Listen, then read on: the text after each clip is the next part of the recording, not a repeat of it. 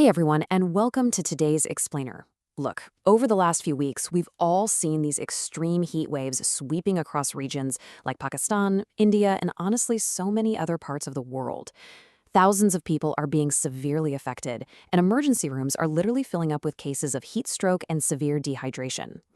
It's a terrifying situation for sure, but here's the good news. It is highly, highly preventable if you just know what to do. So let's dive right in. Today, we're going to walk through a comprehensive survival guide that's entirely based on expert medical advice. We'll look at why the heat is so dangerous right now and exactly what you need to do to protect yourself and your family. But before we get into the nitty-gritty, let me ask you something right off the bat. Is drinking plain water actually enough to survive a heat wave? I mean, most of us were taught from a very young age that when it's hot out, you just drink a ton of water, right? Well, doctors are currently seeing patients who drank plenty of plain water still ending up hospitalized. Now, why is that? Keep that question in the back of your mind because the answer is probably going to completely change your daily routine this summer. All right, here's our quick agenda for this explainer. First, we'll cover the silent threat. Second, recognizing warning signs. Third, the science of extreme dehydration. Fourth, the best drinks for survival. And finally, immediate first aid steps. Okay, kicking things off with Section 1, the silent threat. Why extreme heat is a medical emergency. The absolutely crucial thing to understand here is that a heat stroke doesn't just happen because you feel a little warm. It happens when your body's internal cooling system completely crashes and just becomes overwhelmed by the environment. Most people assume the sun is the only enemy here. And yes, prolonged exposure to intense sunlight is a massive trigger. But interestingly enough, working in hot, closed, or unventilated environments is just as dangerous. You can suffer a full-blown heat stroke entirely indoors if there's no air circulation. Add strenuous physical labor or high humidity to the mix, and your body can't even rely on sweat to cool itself down anymore.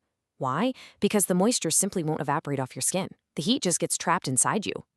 Moving right along to Section 2, recognizing warning signs. And the subtitle says it all. Every minute counts. Heat stroke isn't one of those let's wait and see how they feel in an hour kind of deals. By the time active signs appear, you are already in a severe medical emergency. I want you to lock this specific number into your brain, 40 degrees Celsius. That's about 104 degrees Fahrenheit. This is the absolute critical danger zone. If a person's core body temperature hits this number, their internal organs start facing severe and potentially irreversible stress. So, how do you actually know if someone is hitting that danger zone? Well, watch for these symptoms. A severe pounding headache and extreme confusion are massive red flags. The brain is quite literally overheating. You'll also see things like a rapid, racing heartbeat, nausea, and vomiting. But listen to this. One of the most vital red flags is unusually hot and dry skin. This is the hallmark of a full-blown heat stroke. The body has completely run out of fluids to sweat, so the skin becomes bone dry. If you see this, or if the person faints, you've got to act immediately. And please, be extra vigilant with children, the elderly, and pregnant women. Their bodies regulate temperature differently, making them incredibly vulnerable. Section 3. Science of extreme dehydration. It's really not just about water loss. And this brings us right back to that opening question about whether chugging plain water is enough to keep you safe when temperatures skyrocket. To really get this, we have to talk about electrolytes. Think of these as essential minerals. We're talking sodium, potassium, magnesium, and calcium. They're essentially the electrical messengers of your body.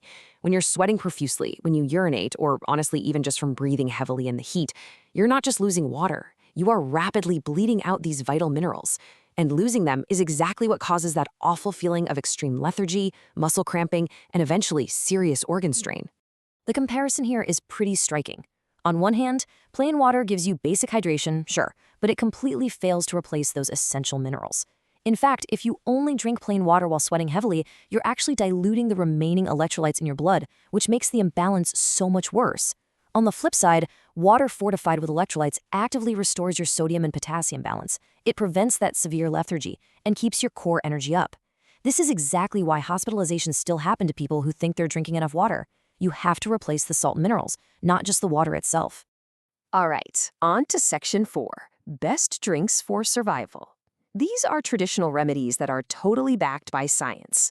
Let's check out some refreshing summer drinks that basically double as survival tools. Okay, here is your lineup of heatwave super drinks. First up is fortified lemonade. You use lemon and mint, but here's the catch. You swap out refined white sugar for jaggery or shocker and black salt. Refined sugar actually drains your energy, but jaggery and black salt instantly replace lost sodium. Next is plum and tamarind water, widely known as imli and alubukhara sherbet. This stuff is incredible for fighting dehydration and naturally cooling your body's core. Then we've got Satu Sharbet. It's made from roasted gram flour mixed with water and jaggery, and it is highly effective at maintaining energy without spiking your blood sugar. Finally, if you're heading out into the extreme heat, absolutely always keep clinical ORS, oral rehydration salts, in your bottle. It's the fastest medical-grade way to replenish those electrolytes.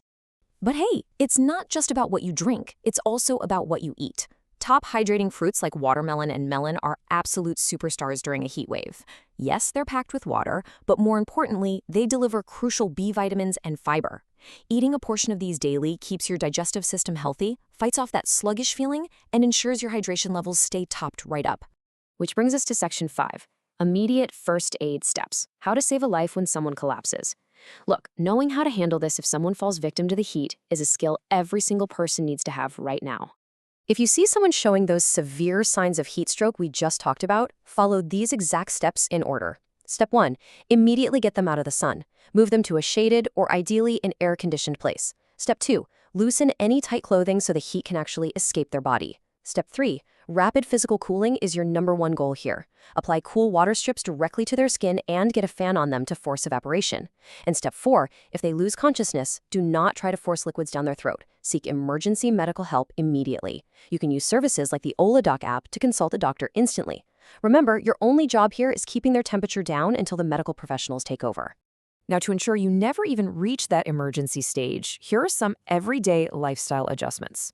First, just try to avoid going outside during peak heat hours, usually between 11 a.m. and 4 p.m. If you do have to go out, wear light-colored, loose cotton clothing. If you work outdoors, you absolutely must mandate rest breaks in the shade. Shift your workouts to the early morning or late evening. Cut way down on coffee, tea, and sugary sodas because those actually dehydrate you even further. And please, never leave a child, an elderly person, or a pet alone in a parked, closed car. It literally turns into an oven in just a few minutes. Also, a quick tip for home, just keeping your curtains drawn during the day can make a massive difference in keeping your indoor environment cool. As we wrap up today's explainer, I really want you to take this to heart. Extreme heat is life-threatening, but proper electrolyte hydration and precaution can save your life. You do not have to be a victim of the weather. By managing your electrolytes, utilizing those traditional cooling drinks we talked about, and just respecting the danger hours of the sun, you have the power to protect yourself and the people you love. So, I want to leave you with one final thought. Are you and your family really ready for tomorrow's heat? Do you have ORS sitting in the cupboard? Do you have the ingredients for fortified lemonade or Satu ready to go? Please don't wait until you're feeling dizzy. Start preparing your Survive It drinks today and share this critical explainer with everyone you know. Stay safe, stay hydrated, and thanks so much for joining me today.